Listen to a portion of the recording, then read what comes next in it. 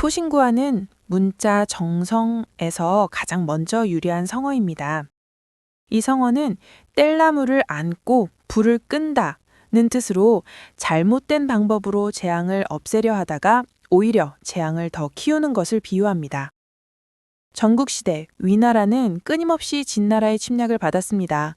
위나라의 알리왕이 즉위한 후 진나라의 공격은 더욱 거세졌고 위나라는 연이어 패배했습니다. 알리왕 원년, 진나라가 위나라를 공격하여 2개의 성을 빼앗았고 이듬해에는 또 3개의 성을 잃었습니다. 뿐만 아니라 당시 진나라 군대는 위나라의 수도까지 위협하여 형세가 매우 위급했습니다. 한나라가 군대를 보내 구원하려 했으나 그들 역시 진나라 군대에게 패배했습니다. 위나라는 다른 방법이 없어 영토의 일부를 내어주는 것으로 겨우 전쟁을 마무리 지었습니다. 그러나 3년째 되던 해 진나라는 또다시 공격을 감행하여 위나라의 2성을 강점하고 수만 명을 살해했습니다.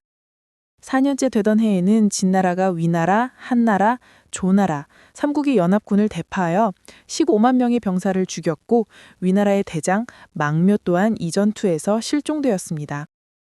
위나라 군대의 연이은 패배에 알리왕은 앉아도 서도 불안했습니다.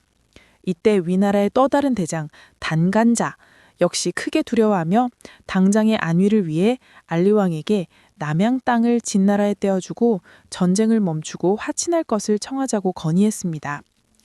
본래 진나라 군대의 공격을 몹시 두려워했던 알리왕은 영토를 내어주면 태평을 얻을 수 있을 것이라 생각하고 당간자의 말대로 했습니다. 이 계획을 소대라는 책사가 알게 되었습니다.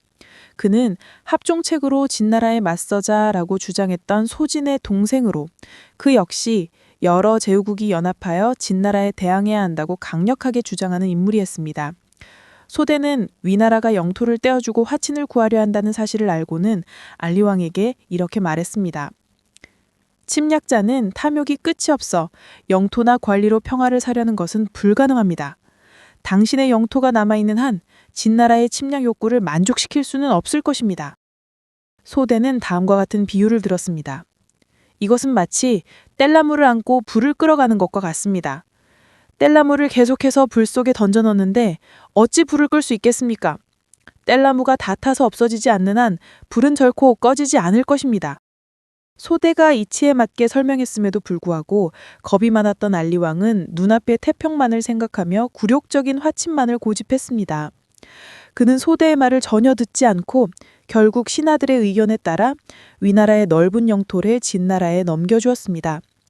그 결과 기원전 225년에 진나라 군대는 과연 다시 위나라를 대대적으로 공격하여 수도인 대량을 포위하고 황하의 제방을 무너뜨려 홍수로 성을 침수시켰습니다. 최종적으로 위나라는 진나라에 의해 멸망하고 말았습니다. 떼나무를 안고 불을 끌어가는 것은 의심할 여지 없이 불에 기름을 붓는 격이므로 불을 끄기는커녕 오히려 불길을 더욱 거세게 만들 뿐입니다. 진나라는 거대한 야심을 품고 끊임없이 위나라의 영토를 침범했습니다. 유약했던 위나라는 무릎을 꿇고 화친만 구걸했을 뿐 멸망의 운명을 바꾸지 못했습니다. 그 원인은 위나라가 문제의 근본을 해결하지 못하고 진나라의 탐욕을 꿰뚫어보지 못했기 때문이며 이는 결국 국가의 멸망을 초래했습니다. 이 성어는 사람들에게 문제나 재앙을 해결하려면 사물의 본질을 명확히 파악하고 올바른 방법을 사용해야 한다는 것을 가르칩니다. 오직 그렇게 해야만 이를 처리하는 능력을 키우고 비극의 발생을 피할 수 있습니다. 포, 안을 포, 안다, 품다 라는 뜻입니다. 신, 뗄나무 신, 뗄나무, 섭을 의미합니다. 구원할 구는 구원하다, 구하다란 뜻이지만 불과 함께 쓰일 때는 불을 끈다는 의미로 사용됩니다. 화, 불, 화를 의미합니다.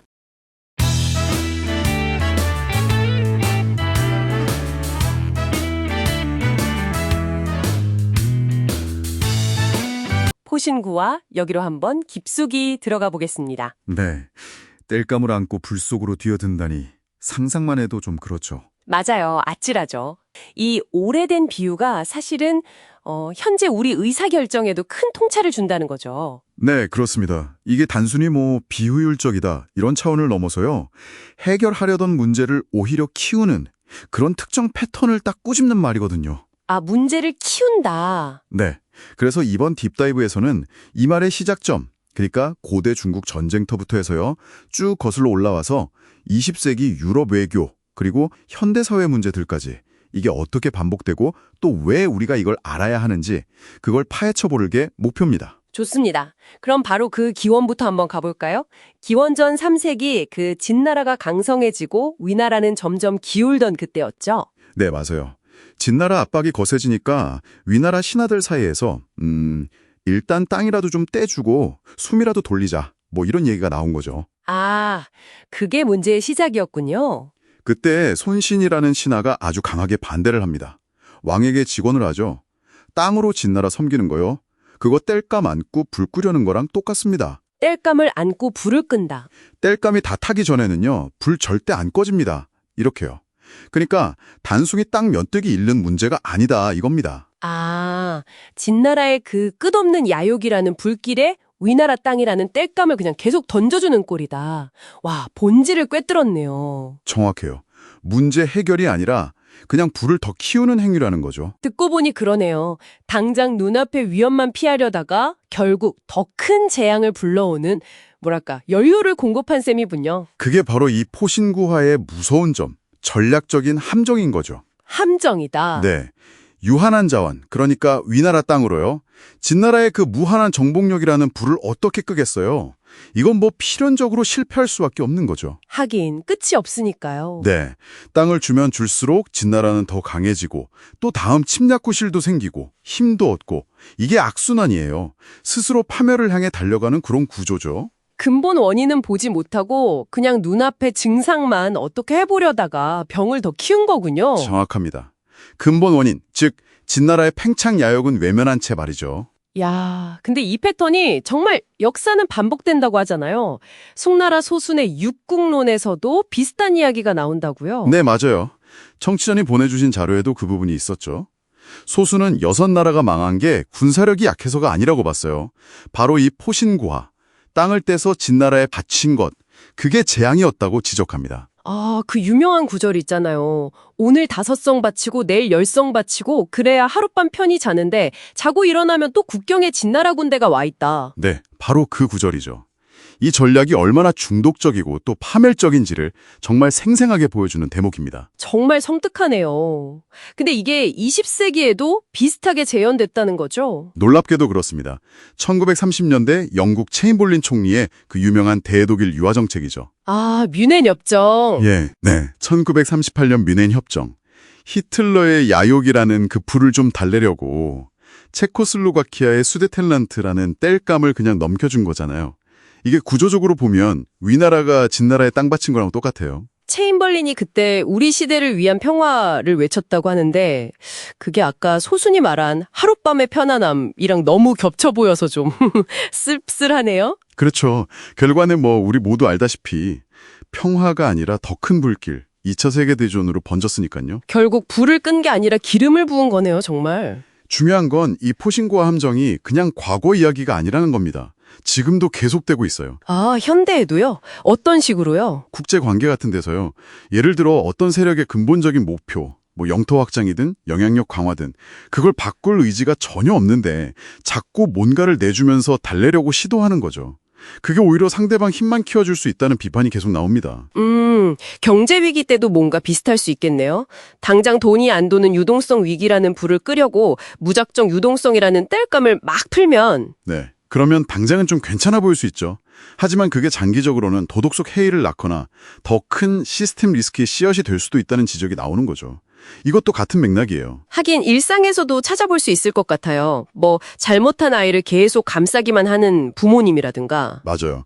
또 단기적인 갈등 피하려고 그냥 문제 있는 직원을 방치하는 관리자, 아니면 중독 문제 있는 사람한테 계속 돈을 빌려준다거나 하는 그런 주변 사람들의 행동도 일종의 작은 포신고어라고 볼 수 있어요. 아, 그러네요. 그럼 대안은 뭘까요? 대안은 정반대죠. 바로 손 밑에서 땔감을 아예 빼버리는 겁니다. 불이 타오를 근본 원인을 제거하는 거죠. 손 밑에서 땔감을 빼낸다. 근본 원인을 해결하라. 결국 포신고하는 잘못된 진단, 그리고 당장의 두려움 때문에 내린 결정이 얼마나 최악의 결과를 낳을 수 있는지 보여주는 강력한 경고 메시지군요. 네, 맞습니다. 눈앞의 편안함 혹은 문제 회피를 위해서 근본적인 것을 내주는 게 얼마나 위험한지 일깨워주는 거죠. 결국 이 성어는 우리한테 현실을 좀 명확하게 보고 문제의 본질을 딱 마주할 용기가 필요하다, 이런 말을 하는 거군요. 그렇죠. 당장 쉬워 보이는 길, 그 유혹을 뿌리치고 근본 원인 해결에 집중해야 한다는 것. 이게 2, 3천 년 넘게 이어진 지혜인 셈입니다. 꺼지지 않고 우리 앞길을 비춰주는 포신고의 진짜 교훈이겠죠. 네, 오늘 정말 많은 생각을 하게 되네요. 마지막으로 청취자님께 한번 여쭤보고 싶습니다. 혹시 지금 우리 삶 속에서나 혹은 우리가 사는 이 세상에서 불을 끄는 행동처럼 보이지만 어쩌면 실제로는 땔감을 더하고 있는 상황은 없을까요? 우리는 지금 땔감을 들고 불을 향해 가고 있는지, 아니면 그 불길의 근원을 향해 가고 있는지 한 번쯤 돌아보면 어떨까 싶습니다.